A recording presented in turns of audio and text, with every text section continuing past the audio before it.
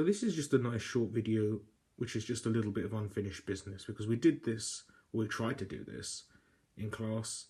Some people got it, some people didn't.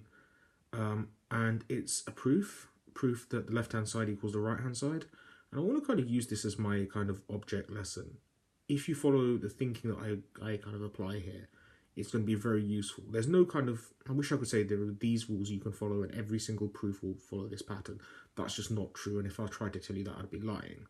But some of the thinking behind it is pretty common, so let's look at it. First of all, one of the first pieces of thinking that needs to be common is the fact that you're generally going from left to right. As I said, in extremis, you can go from right to left, but you really don't want to do that unless you have to. The questions are designed for you to go from left to right. The left has far more information than the right does. Sec squared could lead to anything. There's like several different paths you could lead from there, while the left-hand side has one quite clearly delineated path. And that path is to write it in terms of that cosec at the bottom, write it in terms as 1 over sine x. Why am I doing that? Because the other thing on the bottom is a sine x. So when we do start doing fractions, we start doing cross multiplication to get the basically the sum. It's a sum even though it's a takeaway. When we do cosec minus sine x, we turn that to 1 over sine x minus sine x. We're going to think about that in terms of fractions. We're going to pretend it's sine x minus 1, cross multiply, and you end up with this line here. How did that happen? 1 times 1 is 1 minus sine squared. So that's where the numerator comes from. And obviously sine x minus 1. Times 1 is sine x. So if you imagine that sine x there is sine x over 1, and you're just doing a fraction thingy, and you're just doing that little emoji thing that I teach everyone, the dead eye smiley face thing, that's how I've got denominator here. What happens after that?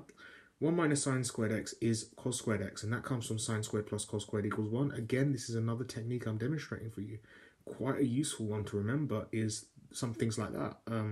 Whenever you see 1 minus sine squared, it's cos squared. Whenever you see 1 minus cos squared, it's sine squared. So that's another thing to always bear in mind where possible. Next, simplify that up, tidy up. You've got cosec x over your denominator being cos squared x minus over sine x rather. When you're dividing by a fraction, you times by the inverse of the fraction. So you times by here sine x over cos squared x, with the result that you get this.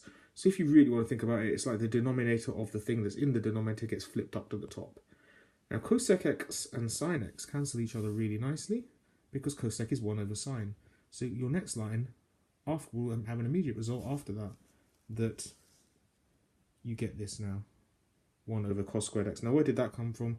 Because the sine x's and the 1 over sine x cancel. So you get your answer, because 1 over cos squared is sec squared, and that's what you wanted to prove.